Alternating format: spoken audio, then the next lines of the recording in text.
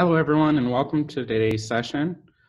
My name is Jordan Evans. I use he, him, his pronouns, and I'm a community engagement specialist here at One Love Global. One Love Global helps people across generations learn about and practice racial equity in their lives, work, and communities. Central to this is youth organizers to realize their political power and lead. We believe support for young leaders and organizers is essential to their success and to sustain the collective long-term work of social change for generations to come, which is perfect for today's session as the presentation is going to be on power to change the narrative with a youth focus. Last week, we took a dive into youth organizing, what that could look like a little bit more, as well as what it looks like to be an adult ally to the youth. So as I said, today is going to be about power to change the narrative with a youth focus. So first up, just a question for you. What is power? Oh, I see in the chat box that we have answer from Jen. That Jen says power is the ability to control your own life. Okay, make choices about your own life. That's a good one. Thank you, Jen. Does anybody else have other thoughts? All right. Oh, I see one from Dana. Dana said it's also the ability to influence others. Well, all right. I think you two knew what my presentation was going to look like. So we'll get into that a little bit more, but thank you for sharing that. Does anybody else have any other thoughts about what power is? Yeah, those were some good answers. I'm not sure if we're going to have any more to follow up that. So next, what is narrative change?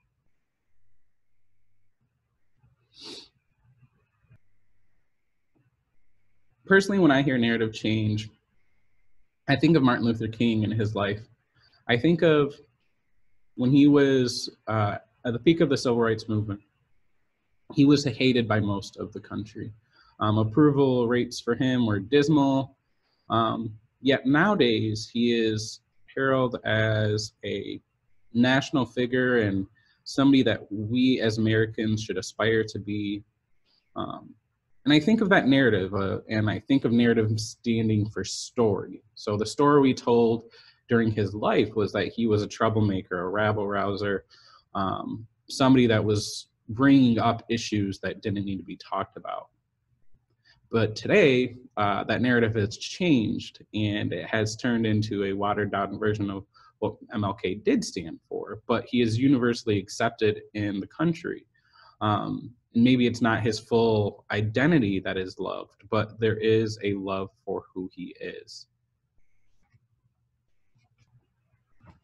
So as Jen and Dana expertly discussed, power is the ability to influence, control, or have authority over one's life. I love this picture on the right because it shows a group of people either protesting or in support on what looks like a platform at the edge of a cliff. On the other edge of the platform is a politician or business person in front of a podium speaking. And below him is nothing. He is on the edge of the cliff, and the only thing that's keeping him up is the people. But the people are only trying to communicate with him to create change. But if they were to move off of that platform, he would drop into the abyss below. And I think of power in those ways, that we often see power in two different forms. We see power as monolithic power, where it's only the person at the top of an institution has real power. So think of your politician, your business person, your CEOs. And the only way to make change is to change the people at the top of society. Another view of power at the top, or another view of power is social power. Power in society ultimately comes from the people. Rulers only have that power which people provide to them. So in that picture, the people have the power, and the only power that politician has is what the people give to him. They stand on that platform because they respect and trust him as a leader. But if they did not, they could easily move off of that platform and withdraw their support and withdraw his power. Oh, we have a couple questions in the comment box. Yesenia, thank you. It looks like we have, how can we reclaim social power? All right, I think we're gonna answer some of that in the following slides. So how about we table that one? And it looks like you have another question that we're also gonna table because it looks like another one that might be answered by these following slides. So thank you, Yesenia. Do we have any other thoughts on social power or monolithic power?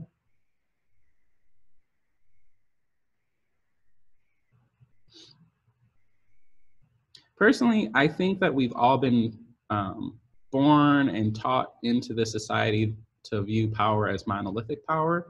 We view people at the top as the only people with power. So we try to imitate what that power looks like. So people at the top usually have money, they have resources flowing from that money. Whereas us as your everyday person, we don't have the amount of resources or money. Instead, we have ourselves, our bodies, and our communities.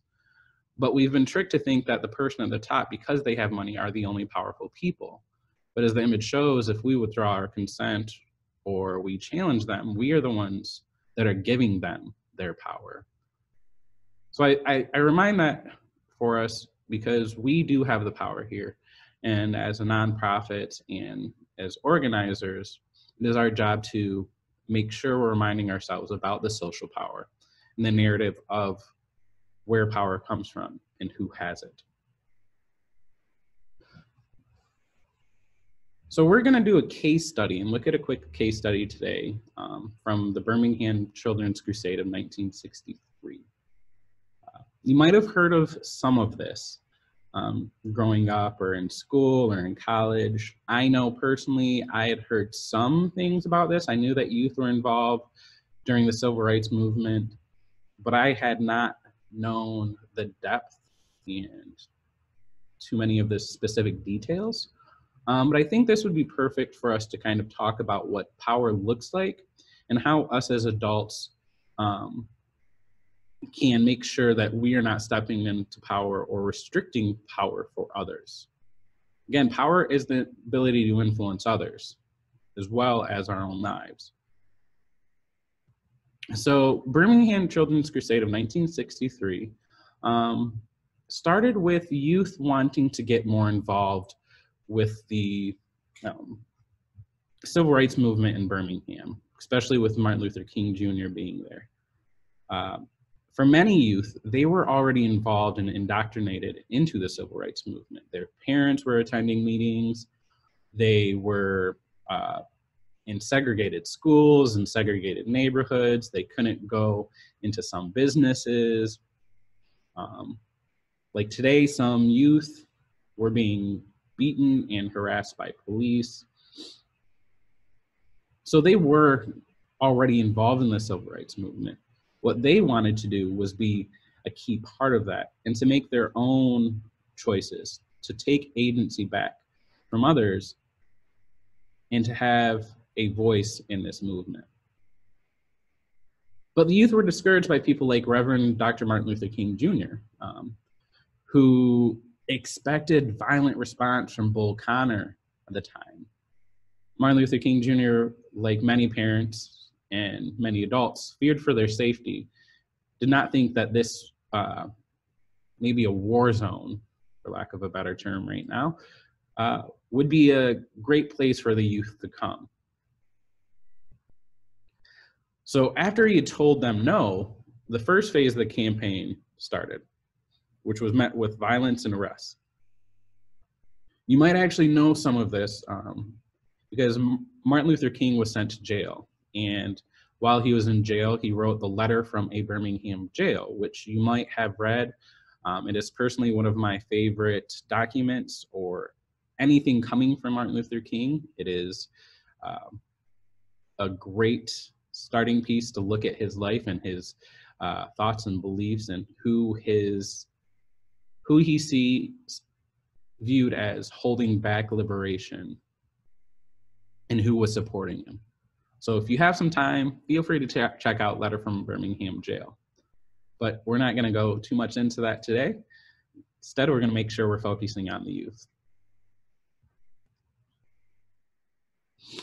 So after the first campaign, Martin Luther King was stressed and worried that they were not going to be successful.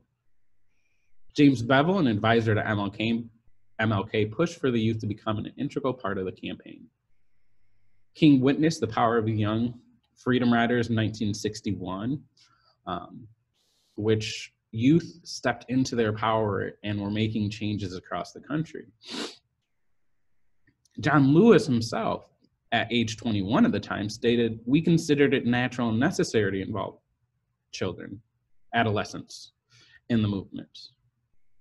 They were already a part of it. And John Lewis, at age 21, he didn't feel like he was too far removed from being a youth or from being one of these teens that were striving to be a part of this movement. MLK took some time and he prayed on this, thought about it, and ultimately opened the door to ensure that youth were involved with the campaign in Birmingham. So on May 2nd, 1,000 students ditched class and marched 2 by 2 and endured arrests. And if you look to the right, you can see the images of children. And it's not just teenagers. To me, some of these kids look 10 years old or 12, maybe a little younger even. And they're marching because they know that they have to make a difference, that this is already impacting them. They need to do something. And it's not just me that was inspired by this photo, but thousands of youth around the country and in Birmingham followed the lead of these children, and they walked out of their schools, joined the civil rights movement. And we see images today of these children and youth that were hosed, attacked by dogs, and in one of the previous slides, even incarcerated in makeshift jails at the county fairgrounds. These youth created change. And 7 days later, city officials met with Black organizers and end segregation on May 9th. Just 7 days later. So yeah, youth stepped into their power. They had fought to even get involved. And once they were attacked. They were treated like adults by Bull Connor, who you might know. They were attacked by citizens in the city.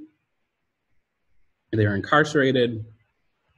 And then 7 days later, after thousands across the country and in the area joined their efforts, city officials actually met with Black organizers to end segregation on May 9th.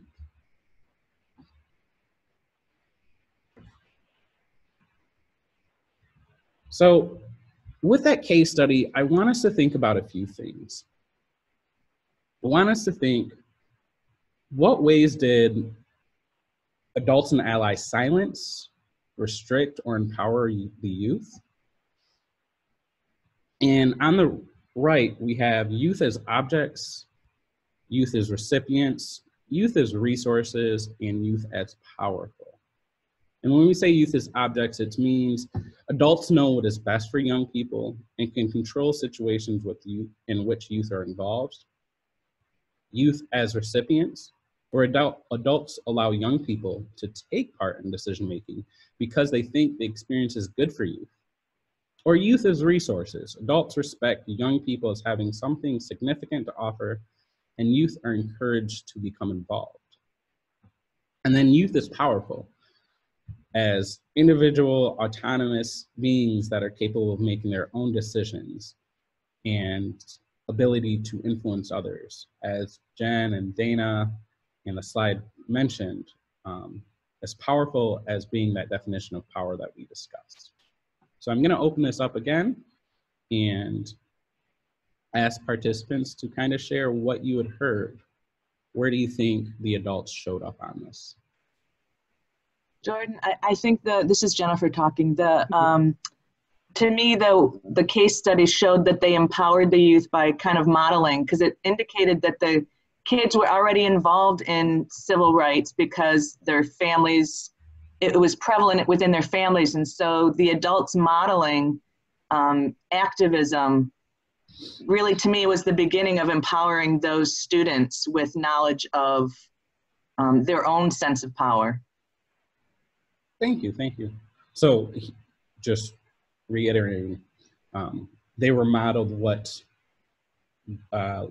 it looked like to be a social justice advocate, to make change in your community from their parents and guardians in their lives. So they were empowered to continue doing the same.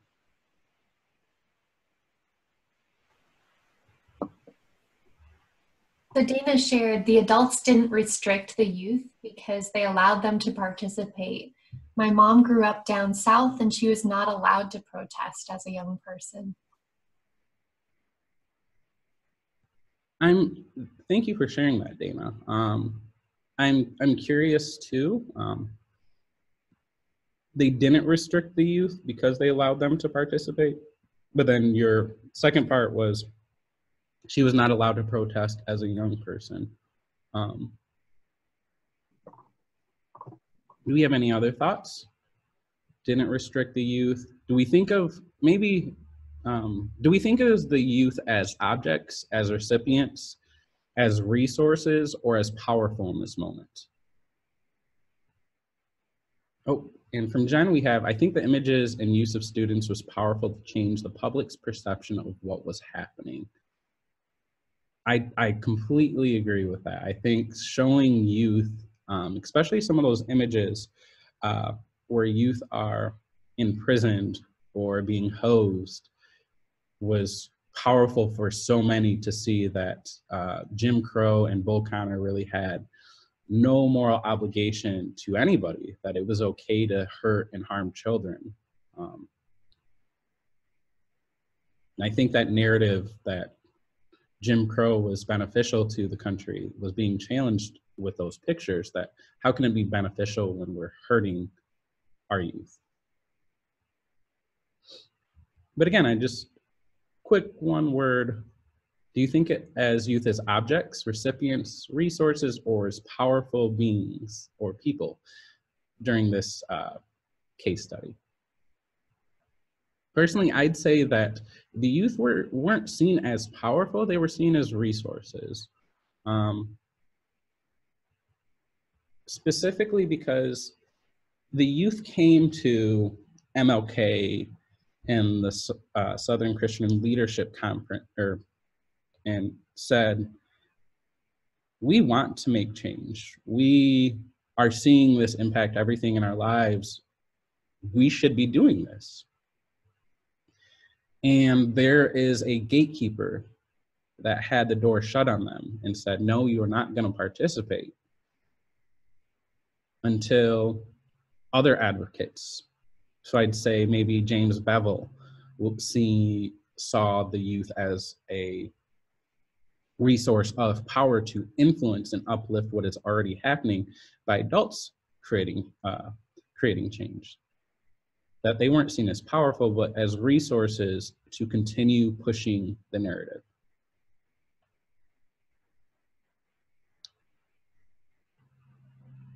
I would also say that in the story, we mentioned the Freedom Riders. The Freedom Riders, I would say, were powerful youth that stepped in, stepped up, and created their own campaign without asking for other support.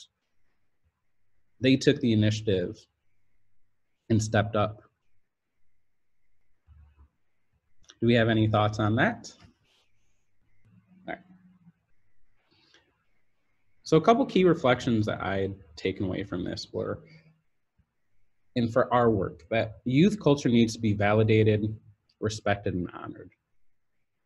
That youth being told that they are too young that violence is going to happen is in part silencing them, because violence was already happening, that they were powerful and knew what needed to be done. But we as adults were saying that they are too young. So we need to respect, honor, and validate their culture, their thoughts, and their beliefs. There needs to be shared decision-making and accountability. In this case study, we see that youth are coming to MLK, John Lewis, James Bevel, to say, we want to create change, we need to make change. But the door was closed or open depending on the person. But nonetheless, there was a door that the adults were controlling. So how can we make sure to change that so that the youth aren't going to a door, but instead a table where they have the same shared power to make decision making? Another thing that I heard as I was researching this was that there needs to be a commitment from adults to learn from the youth. Often we think that youth need to learn just from us, that we as the adults are the knowledge holders, that youth are ignorant or wild or unknowledgeable, when in fact they know just as much as us, if not more, in many instances. They knew that their communities weren't safe because of Jim Crow. They knew that their communities weren't safe because of racism. They knew if they didn't do anything, it would continue to happen. We just needed to listen because they already knew these things. So as adults, we need to make sure to learn and listen to the youth. We need to make sure assignment of roles isn't based on age, but ability, motivation, and the network each individual brings. Again, in the case study, we're seeing that Jim Crow and Bull Connor did not care about your age. They did not care. Racism did not care about your age. It was going to harm you nonetheless. So having this arbitrary belief that they're too young to participate is causing the youth harm because they're not stepping into their own power. We're restricting that power. Do we have any other reflections that you all had thought of or heard of during the case study? Let's open that up for a couple more seconds. Any key reflections that you noticed or had? And you are unmuted.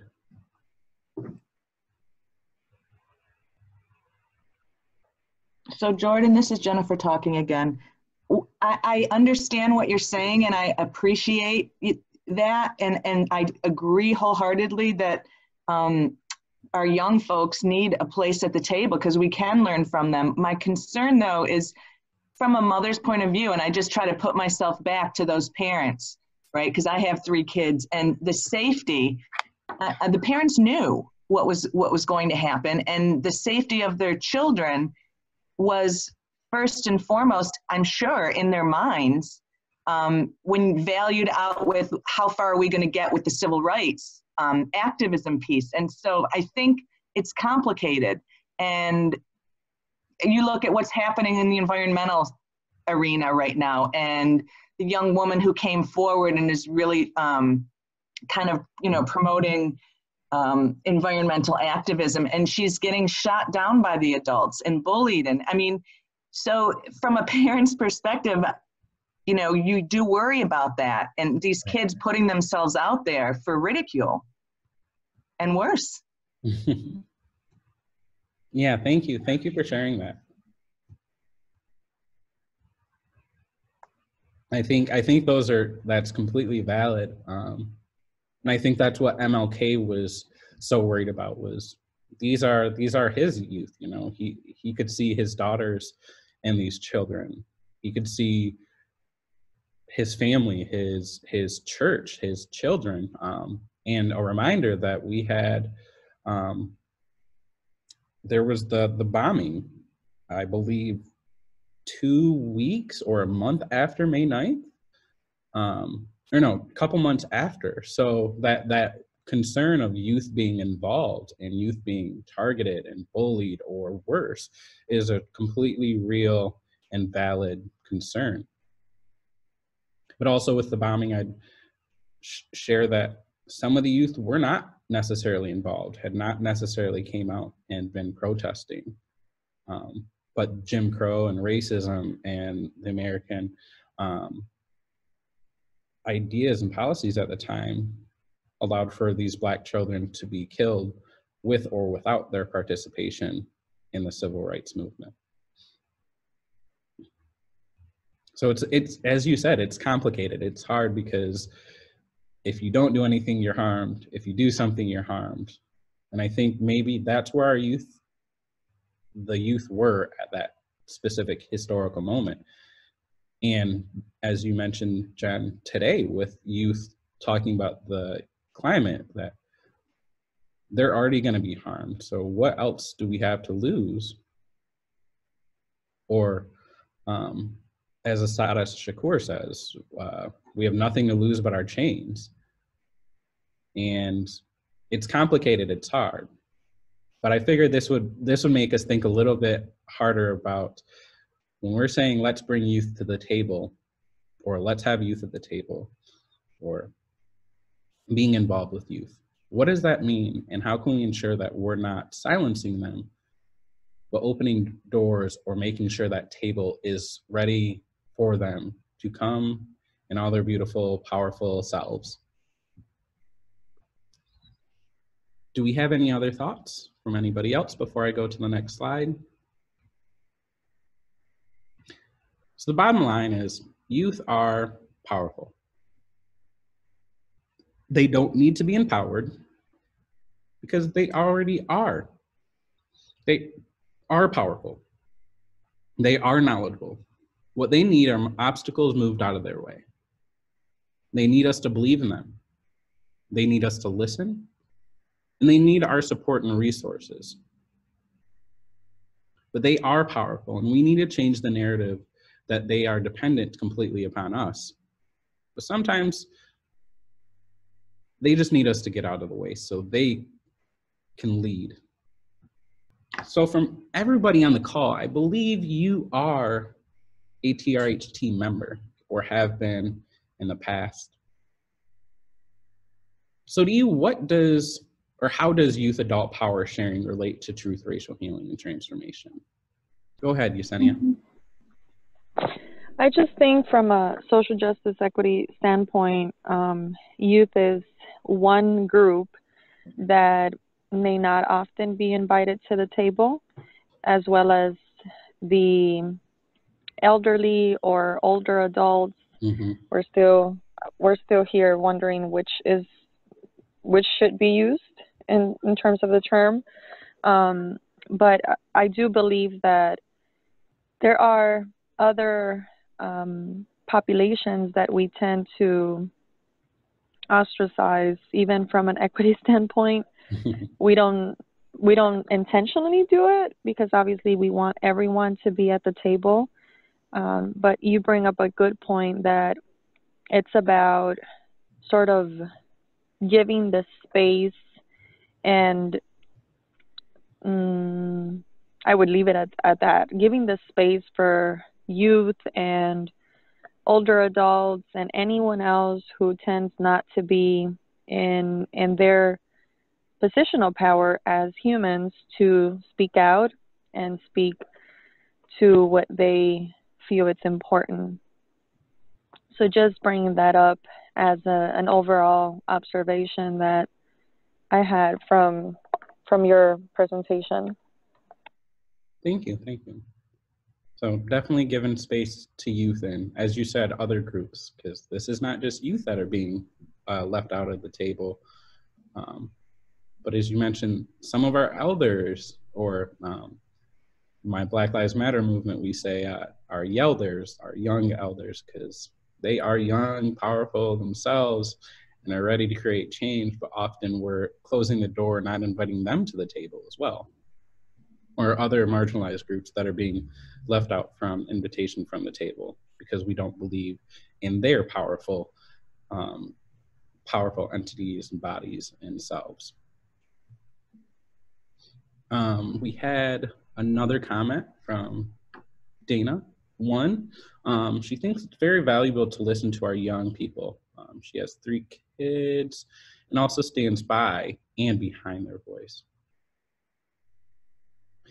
And young people experience negative things in their lives, and allowing their voice to be heard and found is important. Thank you, Dana. And thank you again, Yesenia. From Jen, giving youth a voice, and more than that, understanding that change can come from their voices.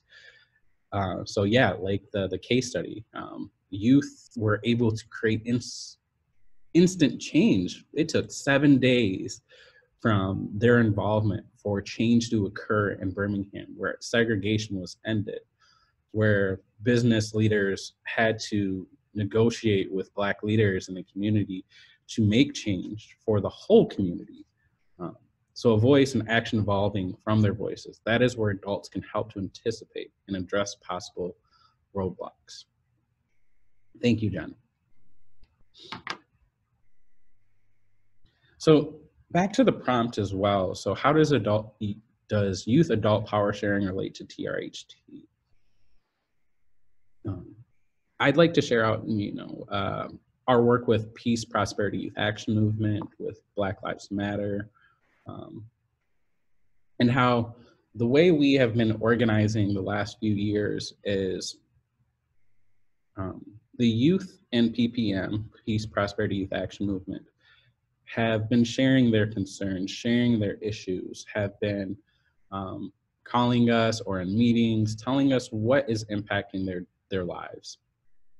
We've worked with Benton Harbor youth, and we've done several people's assemblies where we've let people share their concerns, and we've listened, and we've tried to open doors so they could be available, or so they could make the change themselves.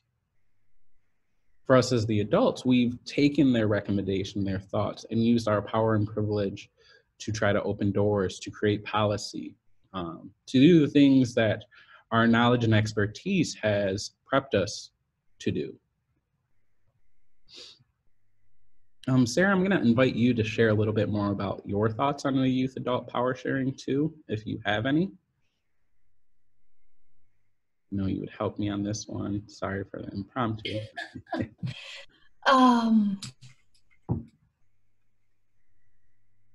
I mean, I think we're all on the right track here, that it's a work in progress and something that we're needing to be really intentional about. It's easy to slip into our own realms, and that's often, in the working world versus school world or around our age groups. And so I see TRHT as a really unique space and opportunity for youth and adult to be coming together. I'd say now it's probably more adult realm, but we're definitely building that, and PPM is a way to do that, as well as these other events that we host for youth. And so it's, I think this is a really helpful conversation in how we think, not only about how we interact with young people, but also how do we invite and bring them into the space in ways that we haven't tried yet. And what does that mean alongside our strategies? And so, yeah, just planting that seed. Definitely. Thank you, Sarah. There we go. So next, just a couple of thoughts on how to make sure we're not just empowering youth, but giving space for them to step into their own power. So things we can be doing right now. We can unite with young people in Michigan and other states to build collective power. As we heard in the case study, the youth started in Birmingham, but thousands across the country started similar activist tactics, where they were stepping out of class to boycott the injustices that they were facing in their lives. We can help set the agenda for fair and just laws in government. Many of us are in positions of leadership and power in the monolithic view, where we can create instant change, where we can write policies, where we can change bylaws in our universities, our communities, our local municipalities. For young people, we have to make sure that we're not silencing them or speaking over them. Uh-oh. I just got a notice that my internet is unstable, so if I go, I am sorry. I will be right back. But as I was saying, oh, can you still hear me? Mm-hmm. Yeah, so far so good. Okay, so make sure that youth can use their voice and creativity to tell a different story about young Black and brown people, instead of us telling the stories of what they need, what they want, but instead stepping aside, making sure that their voice is being heard. Or as an adult, I always say, let's just share out what they're already putting out. On social media, maybe we don't need to share what they need, but maybe somebody is already speaking. So how about we just click the share and like button so that others can see what is happening. We need to get other young people to use their power at the polls, especially this year. We need to make sure that young people are using their voice and using their power. So maybe one of our things is, if we have licenses in cars, we can set up pickup locations during the primaries and at the end of the year for the actual election. We can get these young people to the polls.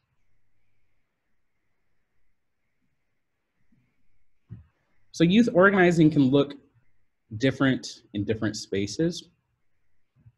As I mentioned with the case study, that's one view. We had youth that were stepping out of class to protest and boycott segregation. But it can also look like what we have here in One Love Global, where we have an entity of youth where they lead and advocate for themselves with youth or with adult support. There's the Philly Student Union. I would say write all these links down and check them out if you have some time. There's United We Dream. There's the Student Advocacy Center and Youth Action Michigan.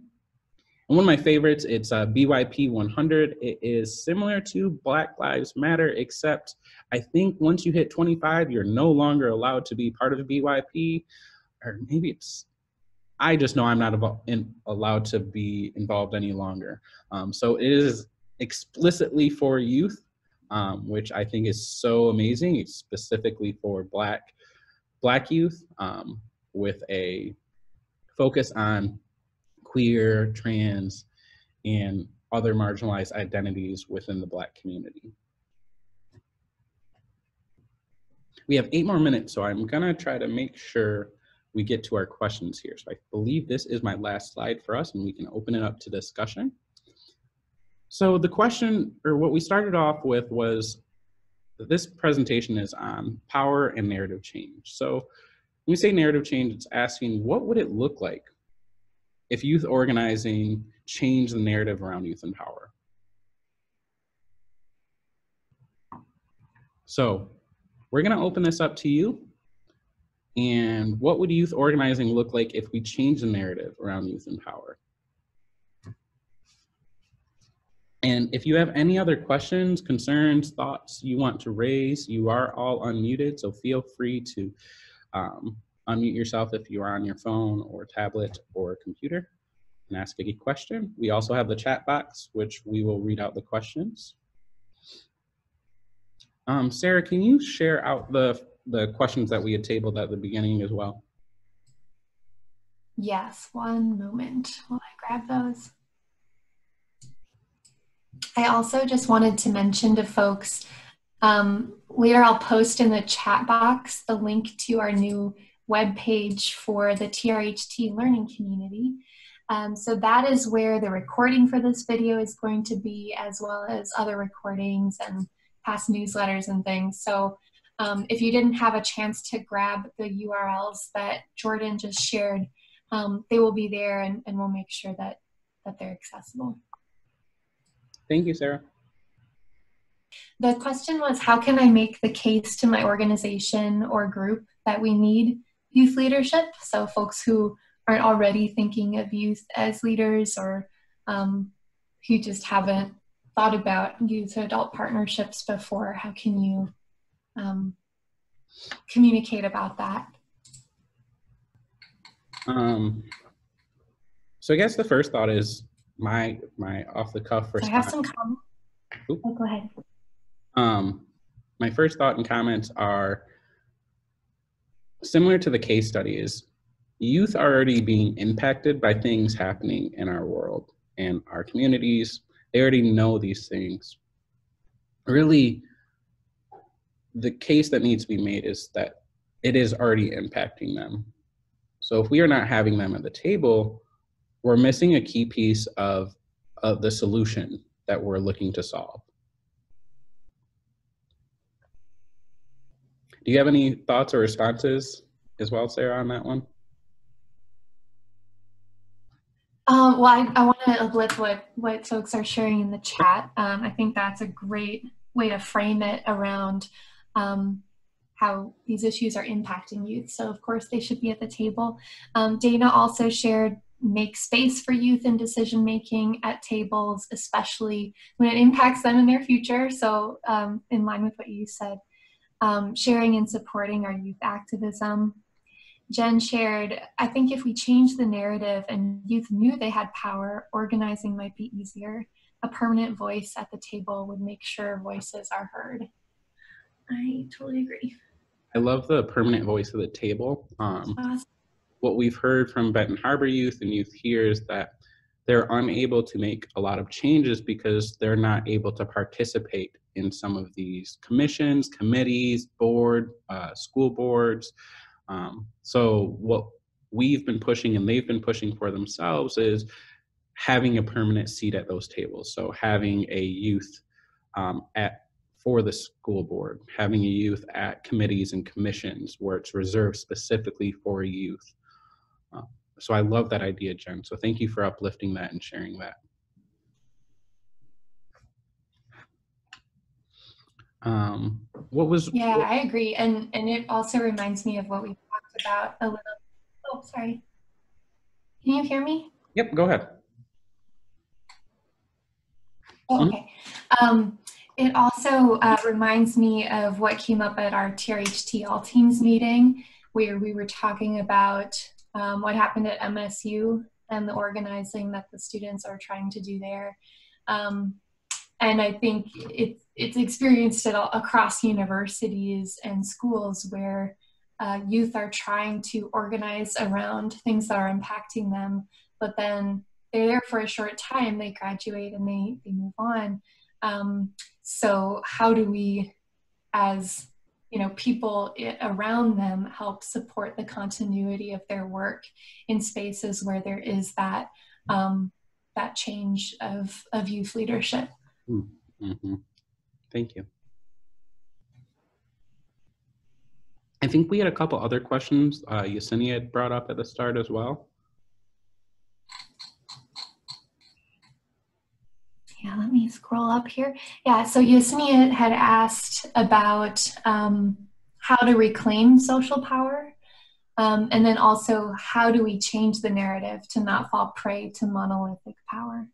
Okay, so reclaim social power. Thank you for that question. That's a great one. And that's actually one of my favorite questions I'm always asking myself. How can we reclaim that power? So I'm just putting up this slide real quick for us. Maybe.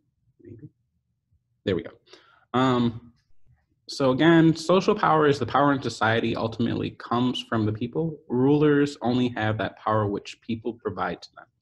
So I think one of the quickest, simplest solutions to reclaim social power that we don't think of as social power a lot of times is the census or voting. I think if we as society make sure we are completing the census, especially in our communities, Lansing, Black Americans are often left out of census engagement and have been severely undercounted in previous census. But if we were to complete the census, we would have more funding for our roads, for our schools, what have you. I think voting is a very simple, quick solution as well. You know, your vote is an indication of support or not support. So if we take our votes from one entity to another, we are telling those at the top that we do not support you. Like the meme shared at the beginning, if we remove our support. Welcome back. Yeah. We're almost there. But yes, I think voting and census is, of course, one of the first ways. I think organizing with individuals and other individuals and organizations is another way we can reclaim social power. If you grab 5 friends and all show up to the mayor's office or wherever and are there together, they have no option but to listen to you. So if those 5 friends grab another 5 friends, and those 5 friends grab another 5 friends, that is showing the strength in numbers. So I think what we're already doing here is one of those first steps of reclaiming that social power. Thank you for that question, Yesenia. And what was that final question she had? Sorry again, Sarah.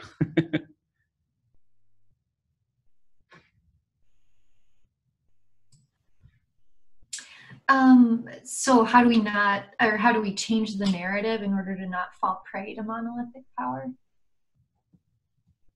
How do we change that? Another great question. I would say, and you may have more thoughts. I think it even helps for us to have conversations like these, because we don't often articulate what power really is and how it's operating. And I think it just helps to even name it. So how can we continue to bring it up in spaces and notice how it's operating around us? So one of the things that we're going to be doing at our next TRHT meeting is digging into power analysis and understanding how power is operating around us, and identifying, where is it monolithic power, where is it social power, and really naming those things in order to recognize them aloud rather than let them fly under the radar. But yeah, do you have any other thoughts, Jordan? Oh, I love that. And you said we have our next all teams meeting. Can you say what that date was? Yes, it is March 11th from 3 to 5 p.m. At our office here at One Love Global? Yes. 3525. MLK. Sweet bee. Yeah. So, hope to see you there. We had scheduled this for an hour and it is 1 o'clock. So thank you for joining this Lunch and Learn webinar. Again, Sarah is sharing the link right now. So before we exit, please grab that link so you can revisit this webinar, revisit the information on it for those links, or if there's anything that you missed and would like to share out, feel free to grab the link and share out. Again, thank you for joining us for your lunch, and we hope to see you next month where we will be doing this often. And next month we have, Sarah, what was the prompt for next month again? Yeah, we're going to be talking about the connections between health and racial healing. So thinking about the social determinants of health and how that connects. Yeah. So thank you. And I think that's great because our youth, as we mentioned in this case study, were already being hurt by segregation and racism. So absolutely leads right into sharing what those issues were. So again, thank you so much, everyone, for joining us. We hope you have a great day. Stay safe and warm out there.